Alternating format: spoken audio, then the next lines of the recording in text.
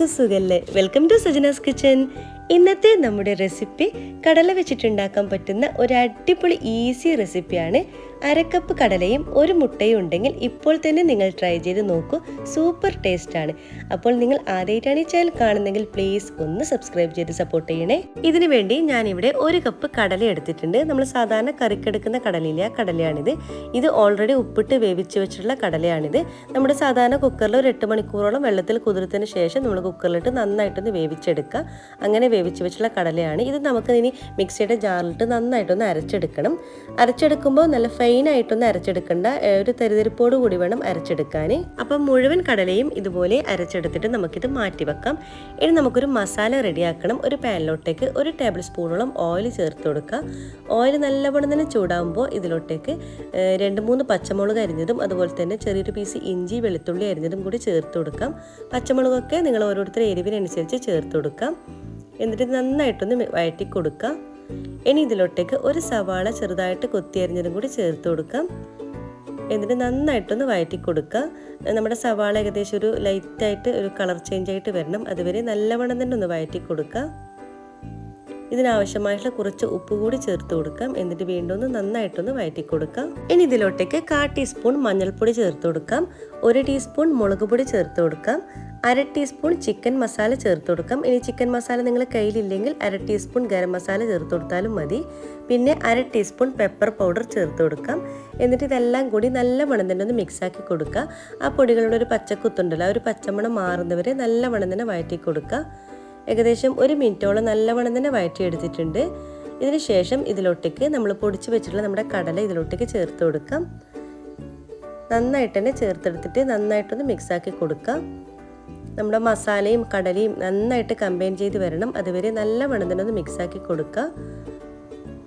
ഇതുപോലെ നമ്മൾ തവി വെച്ചിട്ട് നന്നായിട്ടൊന്ന് ഉടച്ചു കൊടുക്കുക. ആവശ്യമെങ്കിൽ കുറച്ച് ഉപ്പ് കൂടി ചേർത്ത് കൊടുക്കാം. ഉപ്പിടുമ്പോൾ ശ്രദ്ധിക്കുക, നമ്മൾ കടല വേവിക്കുമ്പോൾ ഉപ്പ് ചേർത്തിട്ടുണ്ടായിരുന്നു. അപ്പോൾ നമ്മൾ നോക്കിയിട്ട് വേണം ഉപ്പ് ചേർത്ത് കൊടുക്കാൻ. ഉപ്പും കൂടി ചേർത്തിട്ട് നല്ലവണ്ണം തന്നെ ഒന്ന് മിക്സാക്കി കൊടുക്കുക. പിന്നെ നമ്മൾ ഇതിലോട്ടേക്ക് മെയിനായിട്ട് ചേർത്ത് കൊടുക്കുന്നത് ഒരു മുട്ടയാണ്. അപ്പോൾ ആ ഒരു മുട്ട കൂടി നമുക്ക് ഇതിലോട്ടേക്ക് പൊട്ടിച്ചൊഴിച്ചു കൊടുക്കാം. ഇനി മുട്ട നിങ്ങൾക്ക് തീരെ താല്പര്യമില്ലെങ്കിൽ ഈ ഒരു മുട്ടയ്ക്ക് പകരം നിങ്ങൾക്ക് ഒരു ഉരുളക്കിഴങ്ങ് പുഴുങ്ങി പൊടിച്ചതും കൂടി ചേർത്ത് കൊടുക്കാം. അത് നിങ്ങൾ ഓരോരുത്തരുടെ ഇഷ്ടത്തിനനുസരിച്ച് ചേർത്ത് കൊടുക്കാം കേട്ടോ. അപ്പോൾ മുട്ടയും കൂടി ചേർത്തിട്ട് നന്നായിട്ട് മിക്സാക്കി കൊടുക്കുക. അപ്പോൾ നമ്മൾ ലോ ഫ്ലെയിമിലാക്കി കൊടുക്കണം കേട്ടോ. അപ്പോൾ മുട്ട പെട്ടെന്ന് തന്നെ കുക്കായി വരും. അപ്പോൾ ഇവിടെ നല്ലവണ്ണം തന്നെ ഒന്ന് മിക്സാക്കി കൊടുക്കുക. മുട്ടയും നമ്മളെ കടലയും കൂടി നന്നായിട്ട് കമ്പൈൻ ചെയ്ത് വരണം. അതുവരെ നല്ലവണ്ണം തന്നെ മിക്സാക്കി കൊടുക്കുക. ഇനി ഇതിലോട്ടേക്ക് ഒരു ചെറുനാരങ്ങൻ്റെ പകുതി നീര് കൂടി ചേർത്ത് കൊടുക്കാം. ഒരു ഇത്തിരി പുളിയും കൂടി വരുമ്പോൾ ഈ ഒരു മസാലയ്ക്ക് നല്ലൊരു ടേസ്റ്റാണ് ഉണ്ടാവുന്നത്. പിന്നെ ഇതിലോട്ടേക്ക് നമ്മൾ ഫൈനലായിട്ട് ഒരു ഇത്തിരി ഫ്രഷ് ആയിട്ടുള്ള മല്ലിയില കൂടി ചേർത്ത് കൊടുക്കാം. ഇതും കൂടി ചേർത്തിട്ട് വീണ്ടും ഒന്ന് നല്ലവണ്ണം തന്നെ ഒന്ന് മിക്സാക്കി കൊടുക്കുക.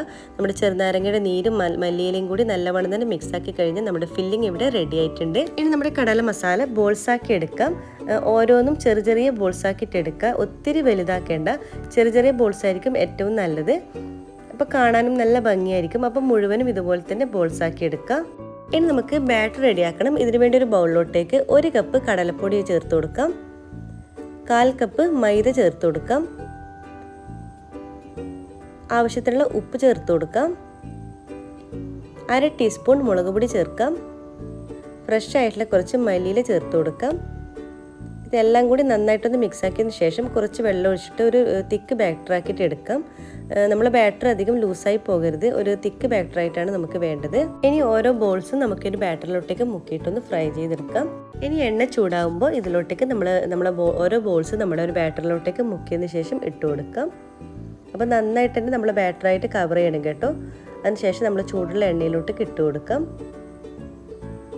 എന്നിട്ട് എല്ലാ ഭാഗവും ഒരു ലൈറ്റ് ഗോൾഡൻ കളർ ആകുന്നവരെ തിരിച്ചിട്ട് കൊടുക്കാം.